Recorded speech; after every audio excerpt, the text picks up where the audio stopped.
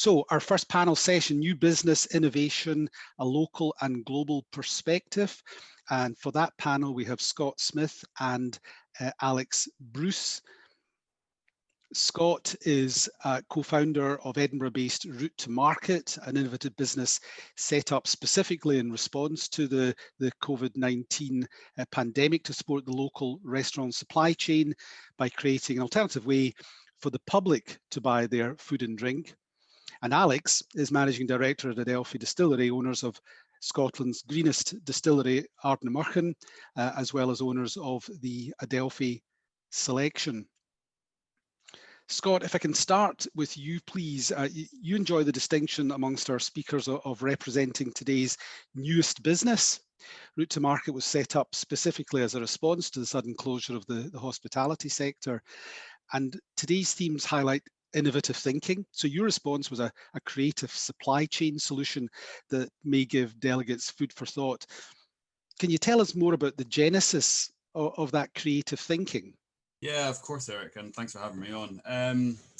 So I mean, we've got a restaurant in town, Fure, which is 2 years old now, and obviously during the first announcement of the lockdown, it affected our business and all the other businesses within hospitality overnight, essentially. And I guess we started to think of how do we survive this? You know, we know we're not going to thrive, so how do we at least survive through this period?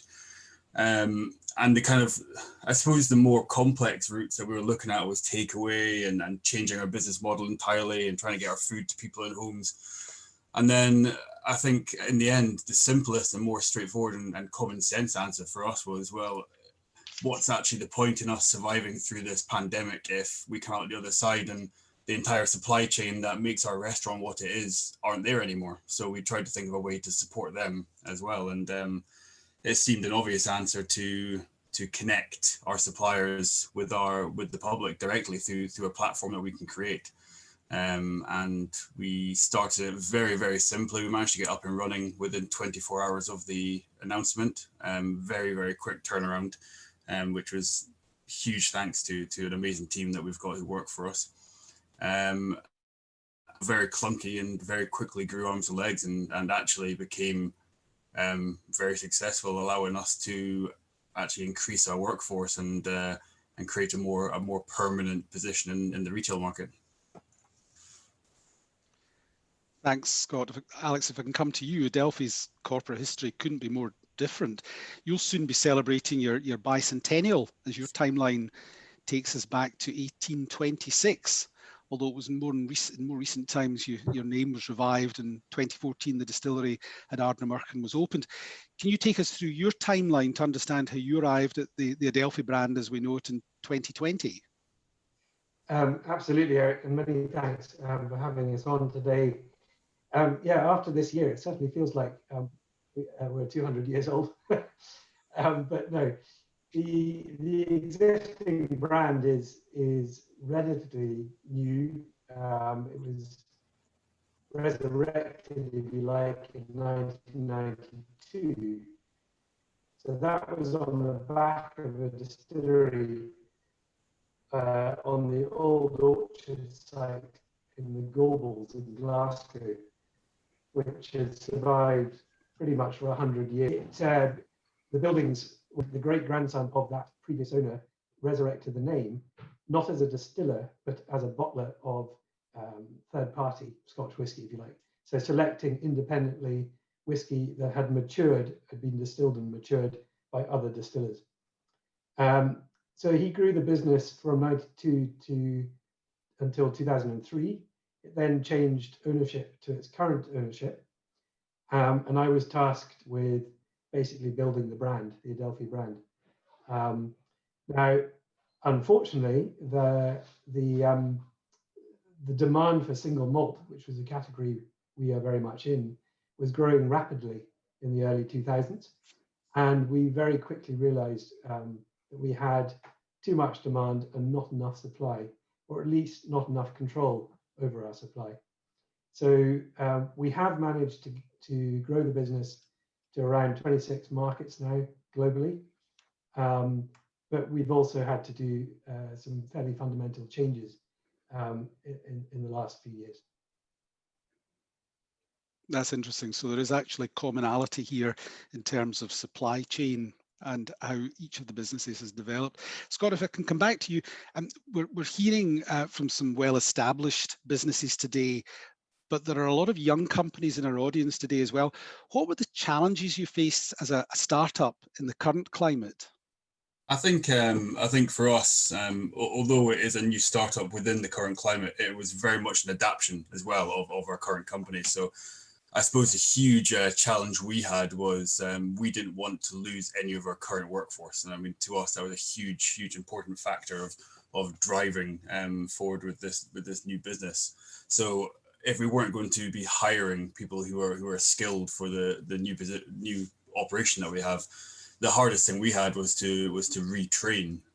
Really, it was to get the team to reskill. You know, we had people who used to be sommeliers in the restaurant were now driving delivery vans. We had people who were working the front of house now having to learn logistic systems and how to route plan and organize that side of things. So I think the hardest thing in this climate, just taking that question a little bit out of context, would be the speed of change and adaptability that we all have to have.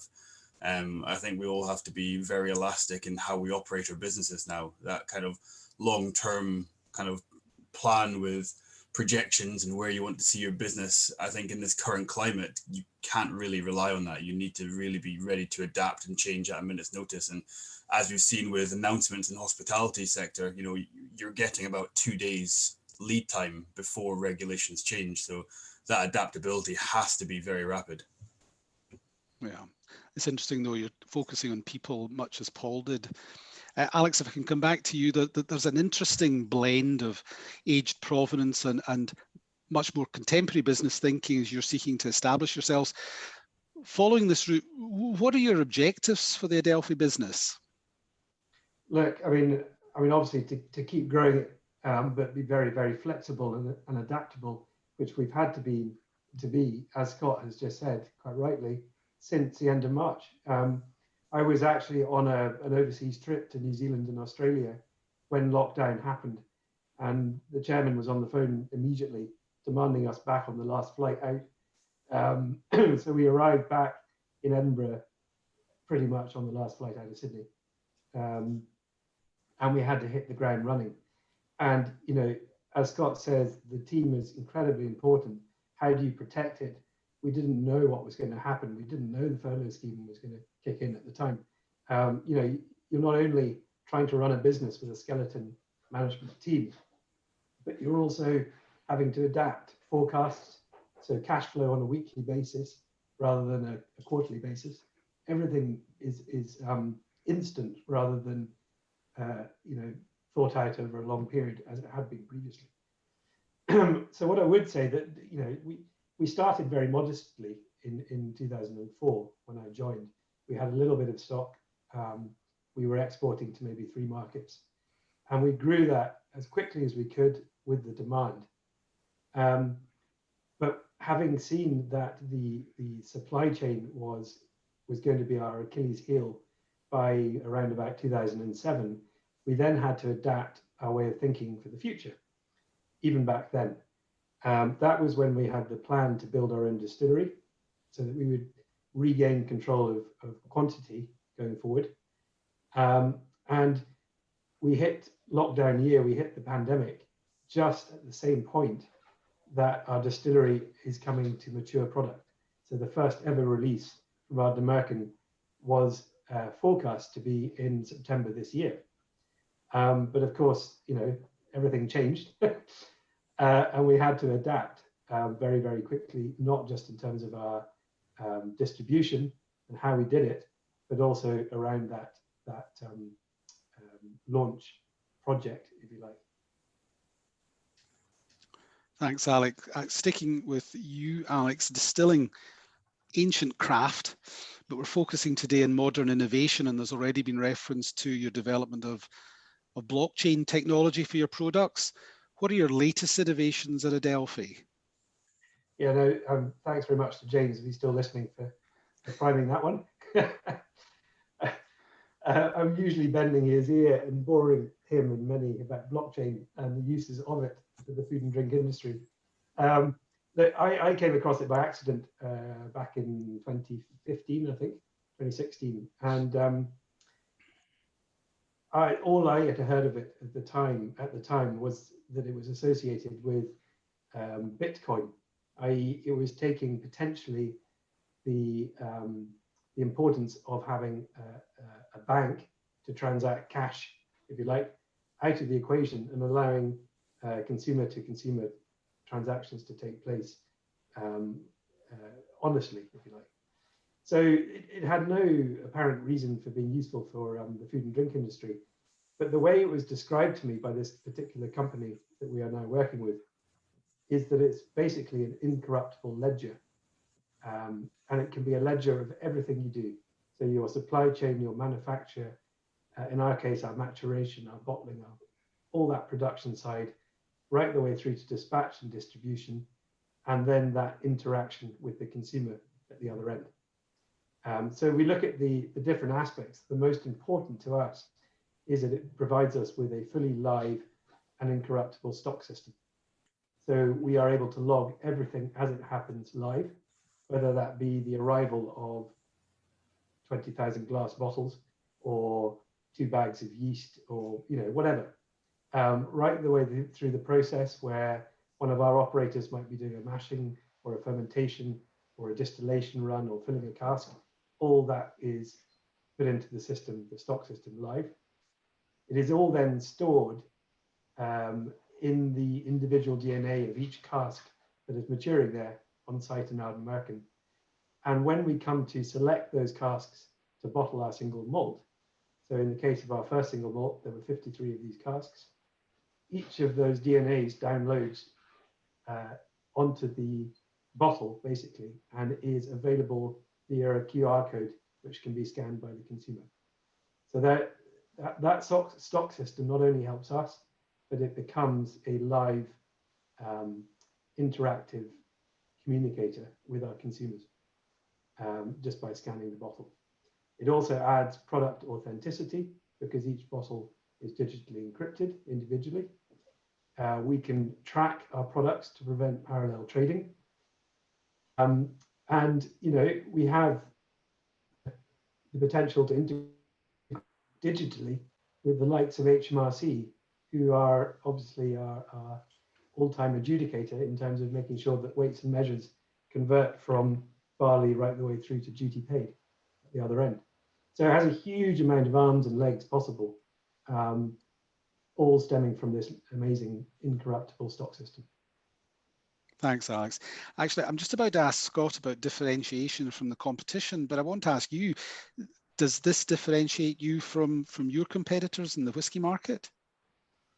It's a funny one. That I mean, I would hope that that many of the industry pick up on it and use it, because I think it's a really good way of showcasing a very established and traditional Scottish product and keeping it ahead of the global competition, of which there are many distilleries now operating. So yeah, at the moment we are fairly unique. One or two other larger distillers are picking up on it now, but we've certainly been the pilot, and because of that, we are keeping ahead of the curve, if you like, in terms of what it can do for us. Thanks, Alex. Scott, can I come back to you? Similar theme.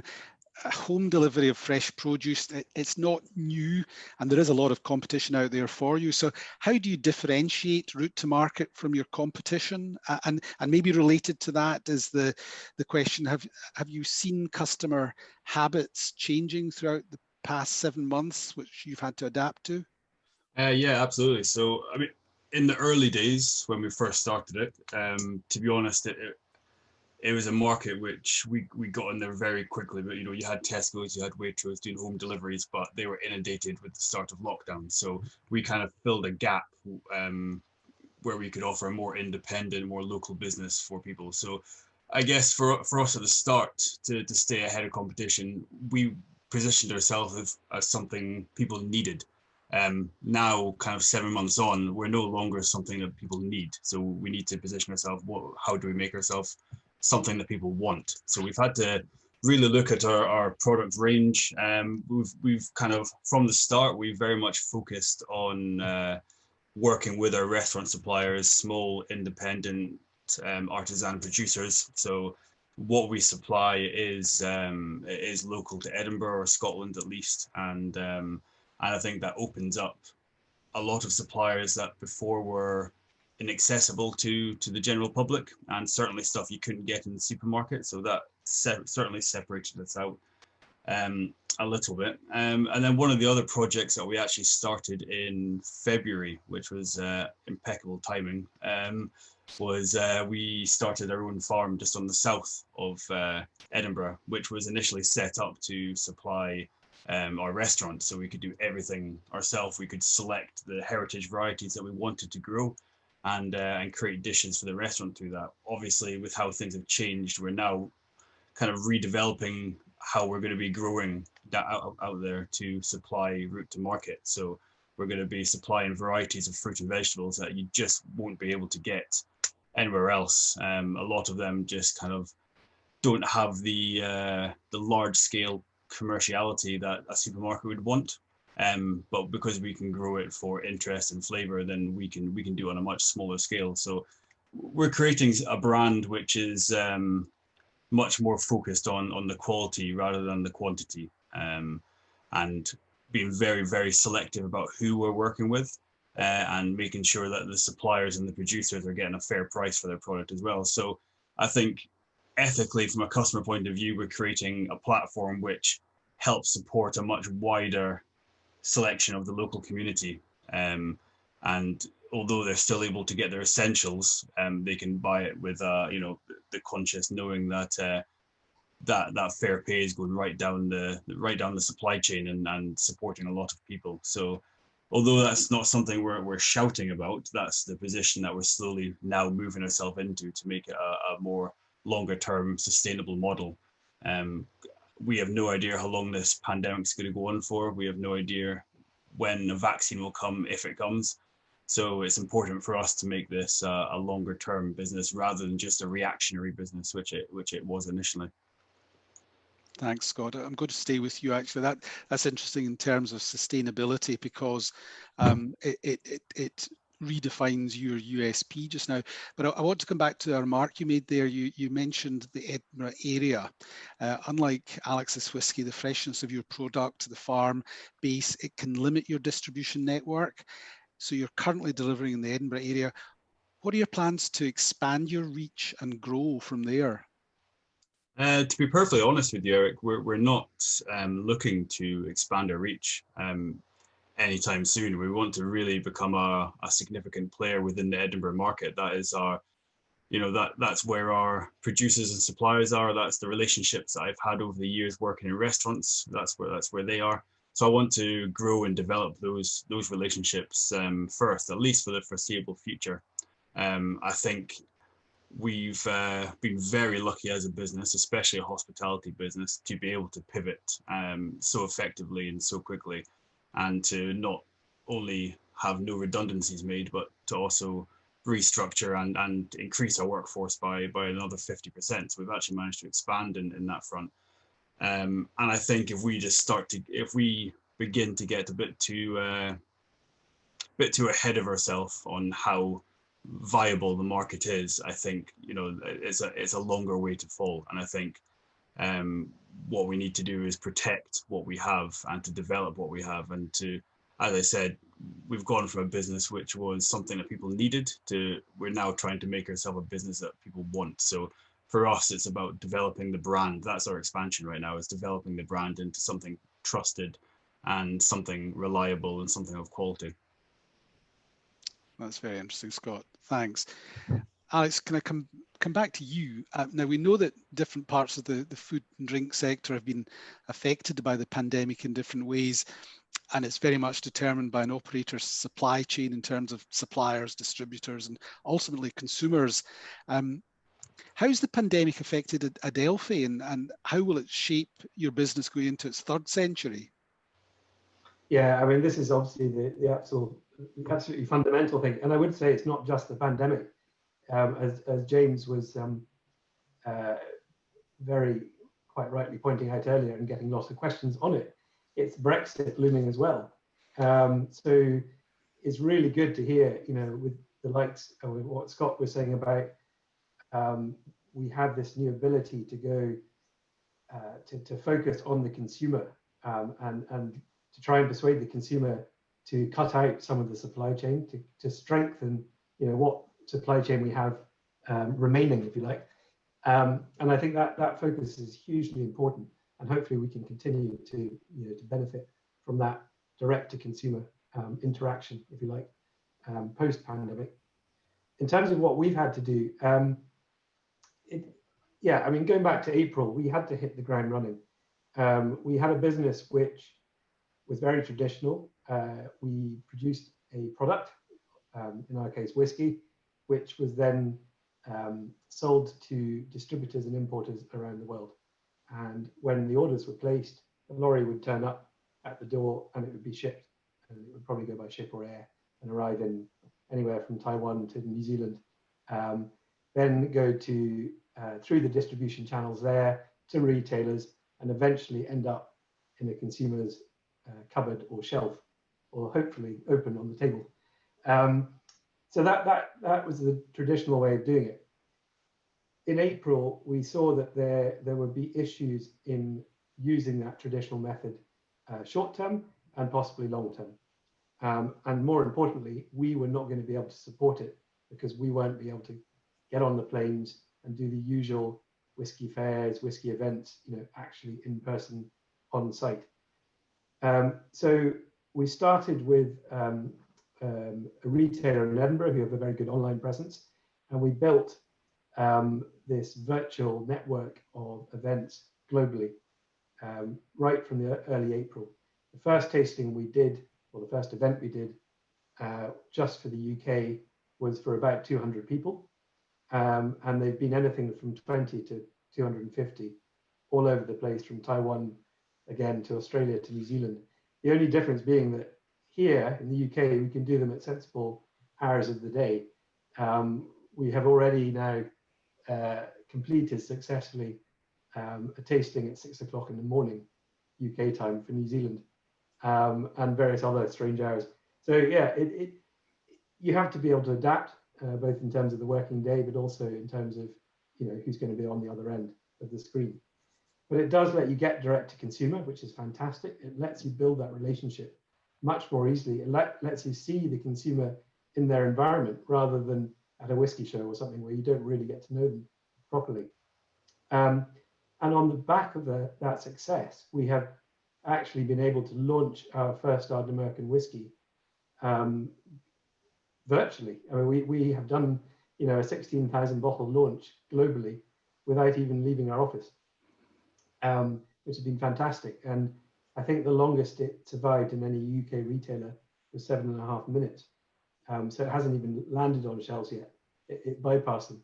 So there have been positives. We've had to work to be flexible to get those positives. In particular, we've had to work really hard on getting our product ready with all the manufacturers of bottles and packaging and the design work and all the rest of it, because it's not just us in lockdown, it's all those companies as well. But it's been an incredibly diverse year, and one that I'm incredibly proud of the team to have got through so well, and long may that continue. Thanks, Alex. Now, you've partly answered my next question, which was to focus on the beyond Scotland market and how to develop and grow a successful global market and brand. You've talked about online tasting, and you've certainly talked about travel. So perhaps it's a bit of both, bringing the market to you and going to the market to grow that international success. What would be your advice to anyone wishing to grow a successful international brand? Well, I think the first thing is not to be worried about the size of your company. As long as you can afford traditionally, I would say, as long as you could afford the aeroplane ticket and the hotel room, the importance of getting in front of the consumer cannot be underrated. It is so important. And Scots, as a race, as a nation, we have been very good at doing this over the years, whether it be our smoked salmon, our whiskey, our beef, whatever. We are very good at exporting it in person, if you like, and taking part of that Scottish culture with it. Now, obviously, things have changed. I do hope that post-vaccine, post whatever makes us feel easier about traveling again, we will be getting back on those planes. But I think it will be a much more staggered approach, a combination, if you like, of physical traveling combined with this virtual world that has been so successful in the last few months. So I think we can be quite clever. We're a small nation, and yet the food and drink industry is incredibly important to it, and globally highly respected. And I think we can certainly be very efficient in the way we market that to the world going forward. Thanks, Alex. Scott, I'd like to finish before the Q&A period after this with you. Again, you've partly answered this question. I was going to ask, on the basis that route to market started in the pandemic, the market will return to normal and hospitality will reopen. In that context, you've touched on your hopes for route to market then, and clearly it's something you see as a sustainable business and not a simply for a period of pandemic. What are your hopes for route to market beyond what you've already said? So, I mean, first of all, really, it's good to hear some optimism that it'll return to normal, because, I mean, just now it's very difficult to see that. And if you don't mind just jumping back to a previous question about the challenges facing setting up, I would say personally for me, one of the hardest things has been to remain kind of optimistic, positive, and kind of displaying leadership to the team when, you know, deep inside you kind of know that this is a really dire situation for us all to be in. So that was certainly a big challenge. But on coming out of the pandemic and where do I see route to market? I think beyond if we manage to get the rest of our businesses back up to the strength they were at pre-COVID, then we would certainly look then to potentially expand route to market into other cities and other areas. Just now it's about brand development, it's about survival, and I think route to market definitely has a good ethos and good legs to expand as a model beyond Edinburgh, but that'll only happen once, you know, the rest of the businesses are back to a strength which can support that growth, because currently just now route to market is the survival support for the other businesses. Indeed. Gentlemen, well, thank you very much. We come now to the Q&A session, and we have got at the moment now some nicely balanced questions between you.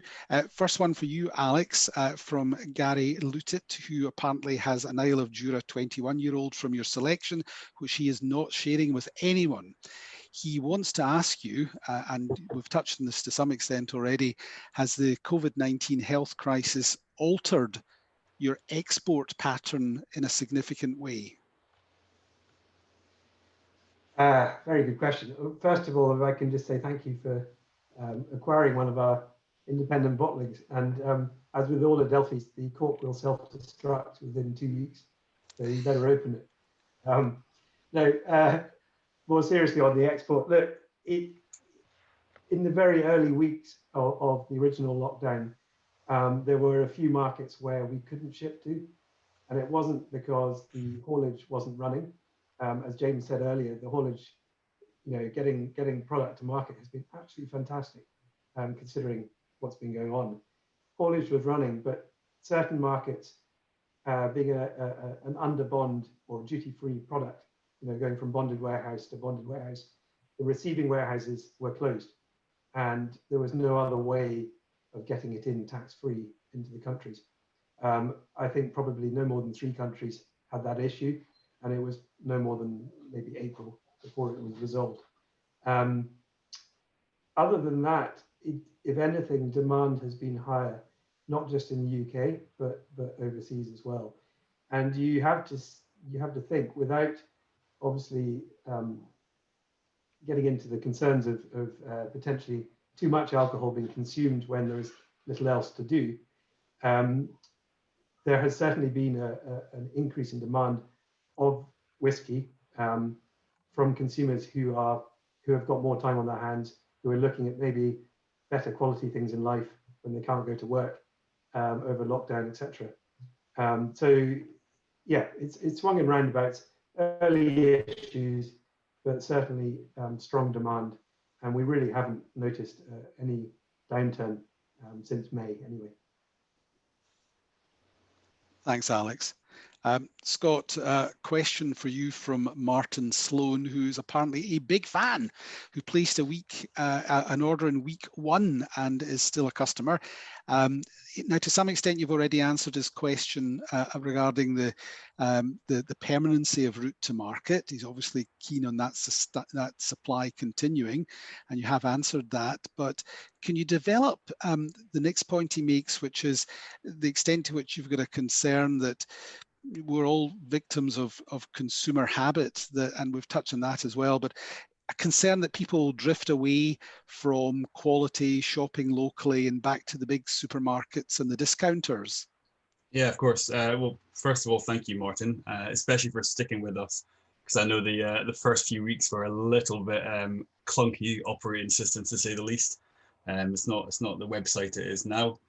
So yeah, just touching on the point of continuing, I think it's very important for us as a business to run it alongside, to have that diversification within our business now, and that flexibility, because this kind of uncertainty that this has created is certainly something good to have that in your inventory, is to have that diversification. In terms of customer spending habits, we've seen, for ourselves, that it's changed since coming out of the first lockdown. So we weren't certain whether we were going to continue this or not coming out of the first lockdown, or whether we were just going to focus purely back on the restaurant. And we actually posed that question to all the subscribers and to the community that we built up, whether we should continue it. And overwhelmingly, we've got some great responses to do that. But we did also see a 30% drop in our sales almost overnight as we came out of lockdown. So I think consumer habits have changed. I think there's a lot more concern on where people's food comes from and who they are supporting at the end of the day. I think that's very important to people now, especially given what we're seeing on the high street and given all the closures and redundancies we're seeing throughout Scotland. I think people are sharing a sort of shared responsibility for that, and which I think is a great thing. Kind of makes us all a bit closer.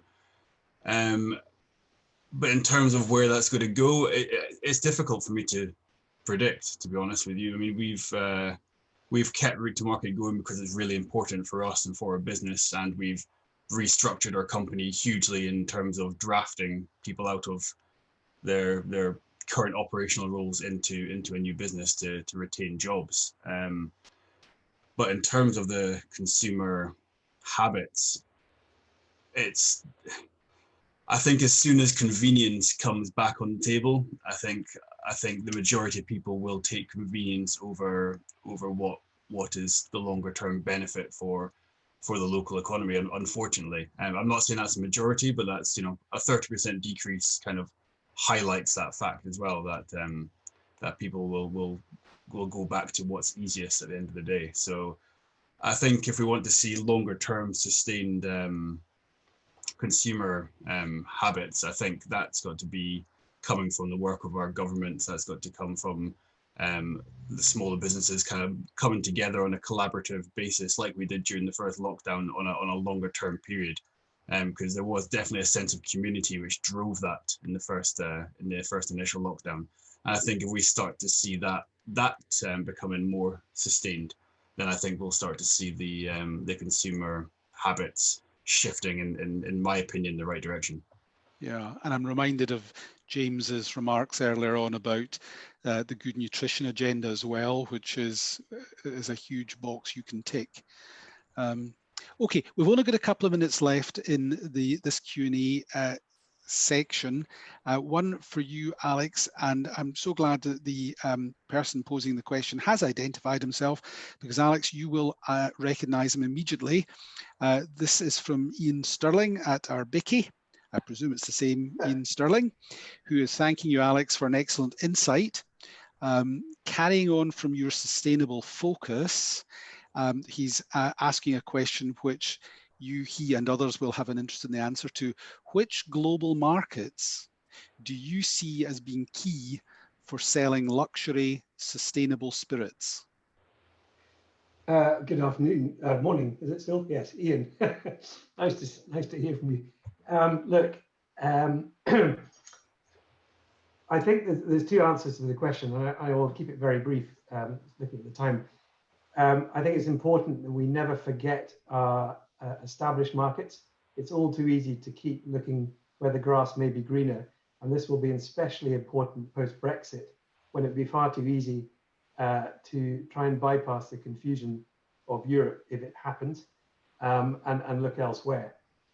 So I think it's important that we try and retain what we already have and build on that, but also the obvious markets that we are already accelerating in as an industry are the likes of China. Huge population, growing wealth, disposable income. I forgot to mention that one of the aspects of the blockchain and the consumer interaction by scanning the code, if you like, that we are looking to build on.